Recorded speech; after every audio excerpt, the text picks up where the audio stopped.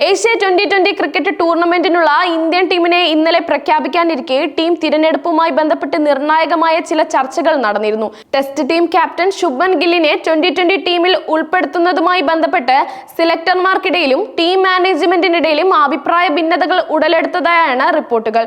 പരിശീലകൻ ഗൗതം ഗംഭീർ ഗില്ലിനായി ശക്തമായ നിലപാട് സ്വീകരിച്ചപ്പോൾ ചില സെലക്ടർമാർ അതിന് വിരുദ്ധമായ നിലപാടുകളാണ് സ്വീകരിച്ചത്.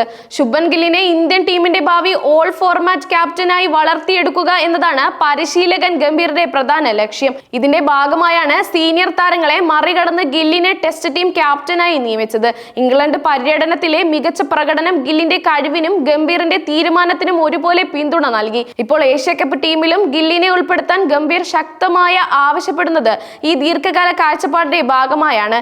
ഗില്ലിനെ മധ്യനിരയിൽ കളിപ്പിച്ചത് T20 ഫോർമാറ്റിൽ കൂടുതൽ പരിചയ സമ്പത്ത് നൽകാനാണെന്ന് ഗംഭീർ ലക്ഷ്യമിടുന്നത്.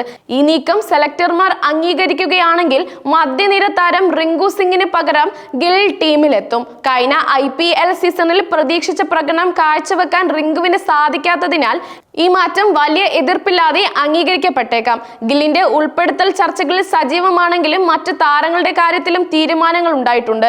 ഹെർണിയ ശസ്ത്രക്രിയയ്ക്ക് ശേഷം ഫിറ്റ്നസ് വീണ്ടെടുത്ത് സൂര്യകുമാർ യാദവ് ടീമിലേക്ക് തിരിച്ചെത്തിയത് ടീമിന് വലിയ ശക്തി നൽകും. 4-ാം നമ്പറിൽ അദ്ദേഹത്തിന്റെ സാന്നിധ്യം ടീമിന്റെ മധ്യനിരയെ ശക്തിപ്പെടുത്തും. കഴിഞ്ഞ IPL സീസണിലും ക്യാപ്റ്റൻ എന്ന നിലയിലും ബാറ്റർ എന്ന നിലയിലും മികച്ച പ്രകടനം കാഴ്ചവെച്ച ശ്രേയസ് അയ്യരെ ടീമിൽ ഉൾപ്പെടുത്തണമെന്ന് ആവശ്യവും ഉയർന്നിരുന്നു. ഓപ്പണിംഗ് സംഖ്യം സഞ്ജു സാംസൺ, അഭിഷേക് ശർമ്മ സഖ്യവുമായി തുടരുമെന്ന് ഉറപ്പായ സാഹചര്യത്തിൽ 3-ാം നമ്പർ തിലക് വർമ്മയ്ക്ക് പകരക്കാരനായി ശ്രേയസിന് അവസരം ലഭിക്കാൻ സാധ്യതയുണ്ട്.